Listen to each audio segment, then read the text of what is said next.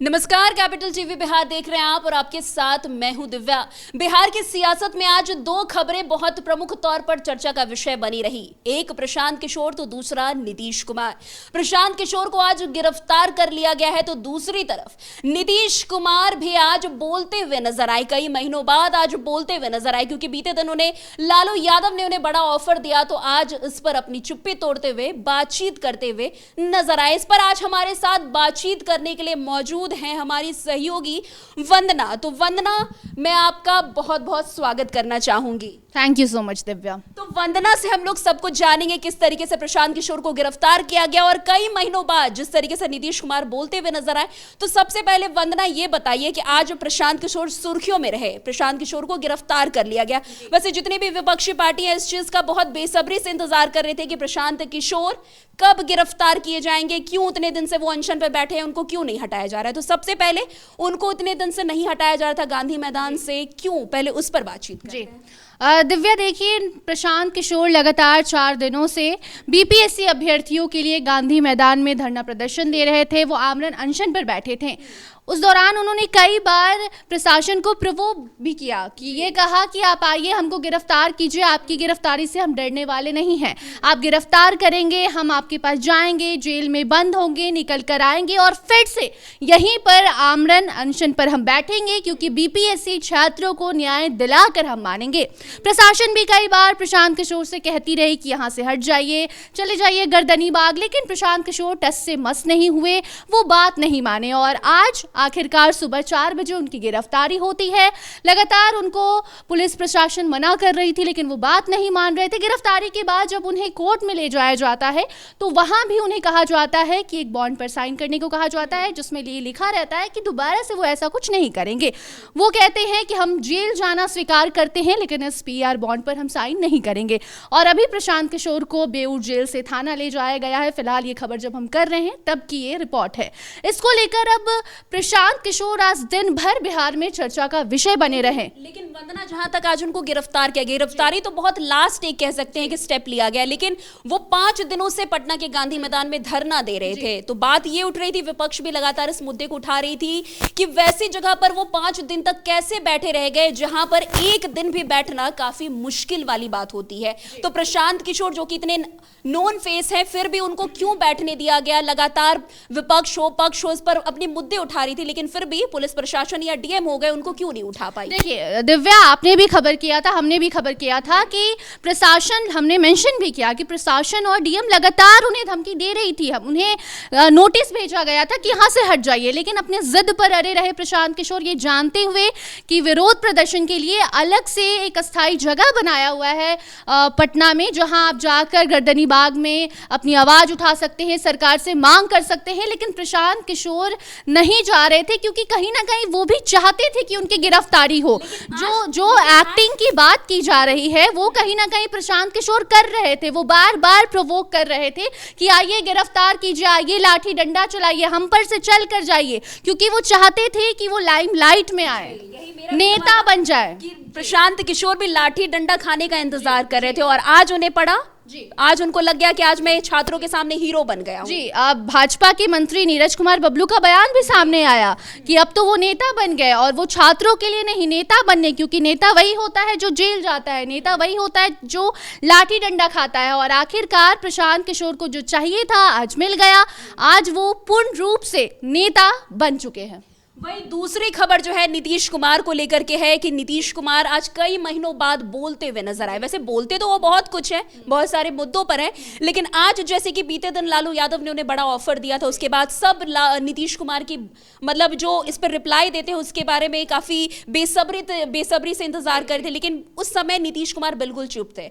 आज ऐसा क्या हुआ कि नीतीश कुमार सडन मीडिया के सामने आते हैं और ये चीज बोलते हैं कि भाई हम तो एनडीए के साथ थे और एनडीए के साथ ही आगे चलेंगे। तो ऐसा क्या हुआ? जी, आपको हम एक जानकारी देना चाहते हैं, हमारे दर्शकों को भी हम बता दें कि संजय झा विदेश में थे, देश से बाहर थे, वो देश में आते हैं, दिल्ली आते हैं और दिल्ली से संदेशा लेकर आते हैं नीतीश कुमार के पास। और नीतीश कुमार को जैसे ही वो संदेशा प्राप्त होता है उसके बाद ये मुखर होकर सामने आते हैं और कहते हैं कि हम राजद के साथ नहीं जाएंगे। नीतीश कुमार ऐसा नहीं है कि पहली बार आज बोले हैं, इसके पहले भी कई बार इशारों में कहा है कि हम 2 बार गए थे, 2 बार गलती किए थे, अब ये गलती नहीं होगी। लेकिन खुलकर ये बात करना बताता है कि नीतीश कुमार को पीछे से कोई संदेशा भेजा गया है, ऊपर से कोई बात आई है, दिल्ली से कुछ संदेशा आया है संजय झा के द्वारा, जिसके बाद नीतीश कुमार के बोल बदले हैं और नीतीश कुमार ने साफ तौर पर कहा है कि अब हम कहीं नहीं जाएंगे। ये बात पहले भी उन्होंने कहा है, लेकिन जो अंदाज था उनका कहने का, मीडिया ने जब बात करने की कोशिश की तो खुलकर नीतीश कुमार ने कहा। और अगर आपको याद होगा तो जब लालू यादव ने उन्हें ऑफर दिया था, दरवाजा खुला है कहा था, उसके बाद नीतीश कुमार की जो तस्वीर सामने आई थी, जब पत्रकारों ने सवाल किया था तो नीतीश कुमार चुप्पी साध चुके थे और नमस्कार करके चल दिए थे। तो उस समय भी वो ये जवाब दे सकते थे, लेकिन शायद नीतीश कुमार को इंतजार था कि दिल्ली तक ये बात पहुंचे, दिल्ली से कोई संदेशा आए, उसके बाद वो खुलकर बात करेंगे। और उसके साथ साथ आपको हम ये भी बता दें कि अमित शाह भी बिहार आने वाले थे। अमित शाह का बिहार दौरा टल गया है, इस पर क्या वजह हो सकती है दिव्या? वैसे अमित शाह का दौरा जो कैंसिल हो गया, इसके पीछे की बहुत सारी बातें हैं, लेकिन जो प्रमुख तौर पर बातें सामने आ रही है वो ये है कि वो अमित शाह यहाँ पर नीतीश कुमार को मनाने के लिए आने वाले थे और ये कहा जा रहा है कि अब नीतीश कुमार जो है मान गए हैं, इसलिए अमित शाह ने अपना दौरा ही कैंसिल कर दिया है। दिव्या, एक और बात हम कहना चाहेंगे कि एक और चीज कही जा रही थी कि अमित शाह ने जब ये बयान दिया था कि अगला सीएम कौन होगा, बीजेपी की तरफ से कौन सीएम चेहरा होगा, उसके बाद से ही ये बिहार में चर्चाएं चलने लगी थी कि नीतीश कुमार नाराज हैं। अमित शाह ने जो बयान दिया उसके बाद नीतीश कुमार को राजद से ऑफर मिला और अब ऐसा भी हो सकता है कि बीजेपी ने सोचा होगा कि कैसे कैसे तो नीतीश जी माने हैं और अब अमित शाह पटना आ जाएंगे तो फिर कुछ बिगाड़ कर जाए, क्योंकि कोई और बयान ना दे दे और फिर कहीं नीतीश कुमार फिर से रूठे ना नजर। हाँ, और फिर हो सकता है कि राजद इससे भी बड़ा कुछ ऑफर दे दे और नीतीश कुमार का फिर मन बदल जाए। आपको क्या लगता है कि क्या हो सकता है? मुझे भी यही चीज लगता है, क्योंकि नीतीश कुमार जैसे तैसे नीतीश कुमार को दिल्ली में बैठ करके, चाहे वो अमित शाह हो या नरेंद्र मोदी हो, जो भी हो, उन्हें मना लेते हैं। अगर फिर से एक बार अमित शाह यहाँ पर आते हैं तो फिर भी कोई सियासी बवाल मच सकता है। इसीलिए हो सकता है कि हाईकमान ने उन्हें ये ऑर्डर दिया हो कि भाई तुम दिल्ली में ही रहो, नीतीश कुमार को मनाने का काम मेरे ऊपर छोड़ दो, और जो संदेश देना है वो संजय झा के थ्रू उन्होंने भी दे दिया। जी, यही हो सकता है और इसीलिए नीतीश कुमार अपनी यात्रा तो कर रहे हैं और उस दौरान मुखर होकर वो बात ये करते नजर आ रहे हैं। उन्होंने प्रेस नोट भी जारी किया जिसमें ये साफ कहा गया कि वो कोई महागठबंधन में शामिल होने नहीं जा रहे हैं। इन खबरों को झूठा बता दिया गया है, लेकिन अगर झूठा बताया गया तो पहले वैसी तस्वीरें क्यों आई? क्योंकि नीतीश कुमार और तेजस्वी की भी एक तस्वीर सामने आई थी जहां वो तेजस्वी का पीठ थपथपा रहे थे, वो नॉर्मल तस्वीर नहीं थी।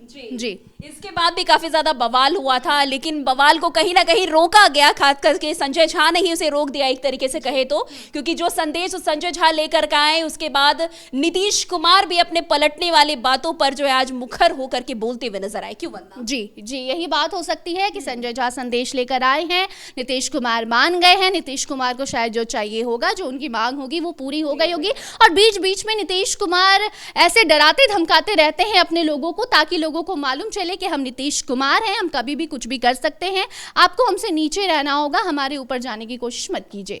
बहुत बहुत शुक्रिया वंदना हमारे साथ बातचीत करने के लिए। तो आपने सुना किस तरीके से आज जो दो प्रमुख खबरें बिहार की सियासत में दौड़ रही थी उस पर हमने विस्तार से बातचीत की।